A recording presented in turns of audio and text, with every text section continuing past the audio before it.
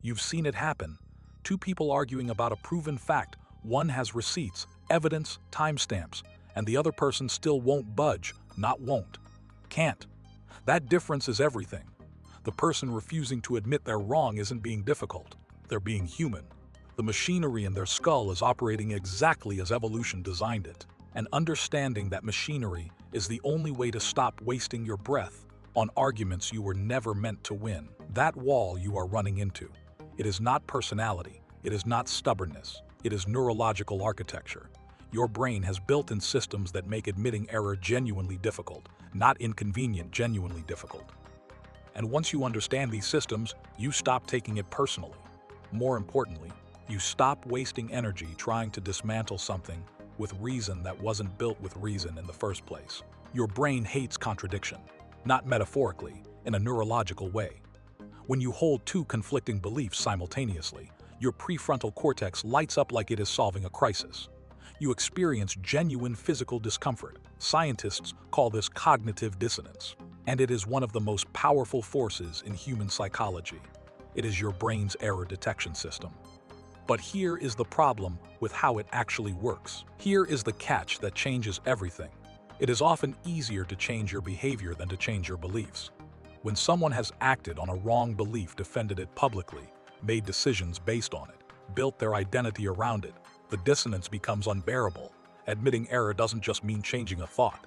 It means invalidating actions, relationships, and investments that came before. This is why some people fight harder to protect a position than they ever would to advance one. Their wrong belief isn't sitting in isolation. It is load-bearing. It supports other beliefs, other identities, other investments. Remove it, and something else in their psychological structure collapses. They're not defending the belief. They're defending everything built on top of it. There is a concept in psychology called self-affirmation theory. It explains that humans have a fundamental need to see themselves as competent, good, and consistent. When that self-image is threatened, something interesting happens. You don't become more open to correction. You become less. The threat triggers a defensive response that closes off learning. This isn't a character flaw. It is a feature of human psychology. Real expertise paradoxically makes admission of error easier. Someone who genuinely understands quantum physics can comfortably admit when they've misremembered a detail, because their identity isn't built on that single detail. They've built it on the process, the understanding. The larger framework beginners, however, have nothing but the position. The less someone actually understands a subject, the more their fragile competence identity depends on never having to back down. Admitting you are wrong has a cost, not just emotional, a social one. In most social hierarchies, competence and certainty signal status. The person who confidently declares things is often perceived as higher status than the person who carefully qualifies their statements. This isn't fair. It is just how human social systems evolve. We associate decisiveness with capability. Every time you say "I was wrong," you are handing a tiny piece of social power to the person who corrected you.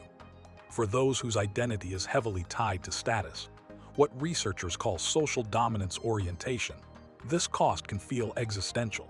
They're not just losing an argument, they're losing their place in the hierarchy, and humans will do almost anything to protect their place. Most people don't know this. Receiving evidence that you are wrong can actually make you more certain you are right. This is called the backfire effect, and it is one of the most counterintuitive findings in psychology. When your belief is challenged, your brain doesn't neutrally evaluate the new information. It defends, it rationalizes. It finds reasons to dismiss the evidence rather than integrate it. The backfire effect is especially pronounced when beliefs connect to group identity. A person who believes X isn't just holding an opinion.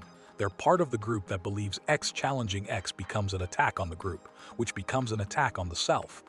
The belief stops being about information and starts being about belonging. And humans will sacrifice factual accuracy for tribal loyalty every single time. Research shows this effect is most pronounced when beliefs are most emotionally invested. And once you are in the backfire pattern, more evidence doesn't help. It confirms that the heretics are conspiring against the truth. The person's brain starts cataloging your persistence as proof of your malevolence. You went too far. You must have an agenda. You couldn't possibly just be sharing information. Every wrong position someone defends has a history, a timeline of investment, The moment they first took the position, the conversations where they reinforced it, the people they convinced, the identity they built around it. All of that becomes harder to abandon than the belief itself. And it creates a psychological prison, where each day of continued investment makes escape more painful. A belief held for 5 minutes can be discarded easily. A belief held for 5 years, defended in dozens of conversations, and woven into your self-narrative. That belief has become architecture. Demolishing it means rebuilding everything around it, and most people won't. Not because they can't see the evidence, because they can't face the demolition. If you've been watching videos about manipulation, gaslighting, Darvo, and psychological control, you might be wondering, why do manipulators never admit they're wrong? Why does pointing out their contradictions never work? It is not because they're delusional. It is because their inability to concede is a feature, not a bug. Manipulation requires a reality distortion field, and that field can only exist if one version of events is always correct. Theirs, the manipulator needs their version of events to be the only version that matters. If they ever admitted significant fault, the entire architecture of control collapses. They need the target to believe that the manipulator's perceptions are objective truth, and that requires never ever modeling the behavior of being wrong. Not even once, not even about small things, because one crack in the reality distortion field can bring the whole thing down. This is why gaslighting works, because the manipulator's refusal to concede anything, not even obvious reality, forces the target to question their own perceptions. The target asks, why won't they just admit it? The answer is because admitting it would destroy the power structure. The manipulator isn't being stubborn. They're protecting their entire system of control by never ever validating the target's reality. For ordinary people, the inability to admit wrongness is a bug, a malfunction of cognitive architecture that evolved for different circumstances. For manipulators, it is a feature they've engineered into their entire operating system. They understand exactly what they're doing. They've built their power on the foundation of never being wrong, and they'll defend that foundation with everything they have, because losing it means losing everything. Not everyone who refuses to admit error is the same. There is a crucial distinction between people who structurally cannot admit wrongness because of ego, identity, or social cost, and people who strategically won't admit wrongness because they benefit from never being wrong. The first type is suffering from their own psychology. The second type knows exactly what they're doing. Conflating these two types will exhaust you. You cannot reason someone out of a position they didn't reason themselves into, but you can recognize when the position isn't about reasoning at all. When someone refuses to engage with evidence, when contradictions don't register, when no amount of documentation changes anything, you are not dealing with someone who needs better arguments. You are dealing with someone whose position serves a different function, and that function isn't truth seeking. The person who can never admit they're wrong is not winning. They're losing in slow motion. Every time they avoid a small admission, they build a bigger prison. They narrow their world to only the people and information that won't challenge them. They calcify their beliefs. They stop learning. The gap between their mental model and reality grows wider every day they refuse to update. The inability to be wrong is the inability to grow. And in a world that is constantly changing, that is not strength. That is a slow-motion error cascade that compounds over years until the gap between reality and their mental model becomes unbridgeable. The most successful people in history aren't the ones who were right the most. They're the ones who could update fastest when proven wrong. The admission of error is not defeat. It is a software patch. It is how systems stay current with changing environments. People who refuse patches eventually run on obsolete code, and obsolete code crashes. Always, not might. Always. If you've been exhausting yourself trying to make someone admit they're wrong, here is the uncomfortable truth. You might be wasting your energy on someone whose psychological architecture makes it nearly impossible. That is not defeat. That is calibration. Understanding why someone can't admit wrongness doesn't obligate you to fix them. It lets you recognize when to redirect your energy somewhere. It can actually create change. You can still choose who gets your time. You can still recognize the pattern without participating in it. But here is what matters more. When was the last time you admitted an error without immediately justifying it?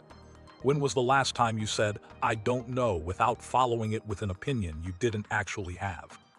The inability to admit wrongness is the inability to see clearly, and understanding why people can't do it is the first step to making sure you are not one of them. Being wrong doesn't make you weak. Staying wrong makes you stagnant. Every admission of error is not a defeat. It is information. It is data about how the world actually works versus how you thought it worked. The person who updates fastest doesn't have the fewest errors. They have the best error correction system, and unlike your hardware, your software can be rewritten. The question is whether you are willing to run the updates. When you encounter someone who can't admit they're wrong, remember three things. First, recognize this isn't about you. Their refusal isn't evidence of your inadequacy. It is evidence of their architecture. Second, recalibrate, adjust your expectations and energy investment accordingly. You can't out-reason a psychological fortress. Third, protect. Protect your own update mechanism. Stay humble enough to update when you are wrong, because the cost of being permanently right is permanent stagnation. Today, notice when you are defending a position, ask yourself, is this belief load-bearing? Have I built identity into it? What is the cost of updating versus the cost of staying wrong? This isn't about becoming a pushover. It is about becoming a pushover. It is about becoming intelligent about your investments. The strongest belief system isn't the one that never bends. It is the one that bends back into shape when proven wrong. Elasticity beats rigidity every time. Understanding why people can't admit they're wrong should make you more compassionate, not less. These aren't character flaws, they're features of human psychology that evolved for different circumstances. The person refusing to update is often suffering. They're trapped in architecture they didn't consciously build. Your clarity about their mechanism isn't a weapon. It is the foundation for making better choices about where to invest your energy. The person who can never admit they're wrong builds walls. The person who can admit they're wrong builds bridges. And in a world that demands constant adaptation, constant learning, constant updating, the person who can say, "I was wrong," isn't weak. They're the only one who gets to keep growing. Now go run your updates. And if you found this useful, you know what to do. See you in the next one. Thank you for watching. Please like, subscribe, and share this video. See you in the next one.